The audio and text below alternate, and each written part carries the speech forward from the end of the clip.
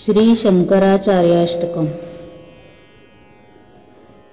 विश्वस्य यः सकलमङ्गलधारणाय पूर्णातटे विधृतवान् मनुजावतारम् तं पादनं रजनतापनगेन्द्रवज्रम् श्रीशंकरं यतिवरं शिरसा नमामि। यस्यास विश्वमिव नन्दकुमारवक्त्रे शास्त्राकरः किमपि बालविशालबुद्धौ प्रज्ञाप्रभास्तिमितपण्डितमण्डलन्तम् श्रीशंकरं शिवगुरोस्तनयं नमामि।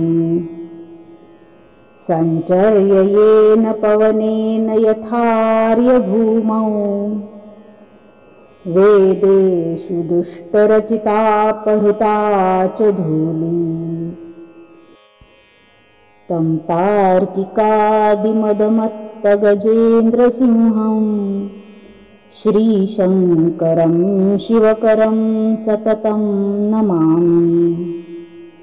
भाष्यत्रयं मतिमलापहरं विरच्य कैवल्यमार्ग इव यो निदधौ प्रदीपान् तं सर्वशास्त्रनिगमागमहृद्गतज्ञं श्रीशंकरं भयहरं सदयं नमामि।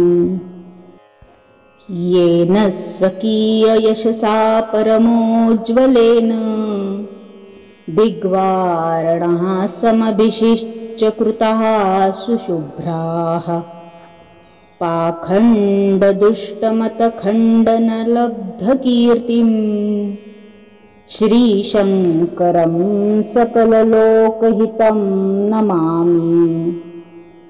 अद्वैततत्त्वममलं श्रुतिसम्मतं च येनोपदिष्टमिह जीवशिवैक्यकारी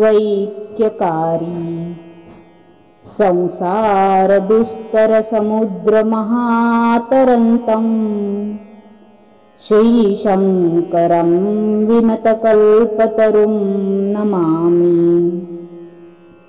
काश्मीरदेशगतपीठमनन्यभुक्तं श्रीशारदाख्यमधिरुह्य च योदिदेश अद्वैततत्त्वमहतिं पुनरेकदातं श्रीशंकरं निरुपमेयकृतिं नमामि। संस्थाप्य धर्ममपहृत्य परामविद्यां सत्यं प्रकाश्य जनतोपकृतास्ति येन ध्येयार्थमेव कृतभूरि च मत्कृतिं च श्रीशंकरं प्रवरयोगिवरं नमामि। पापोऽस्मि मन्दमतिरस्मि तथा न भीतः सत्यं परं त्वमसि शंकर दीनबन्धुः अलोकयायि शिववत्सलवीक्षितैर्माम् इत्येव दासगणुशिष्यलवस्य कामः। इति श्री स्वामी वरदानन्द भारती कृतं श्रीशंकराचार्याष्टकं सम्पूर्णम्।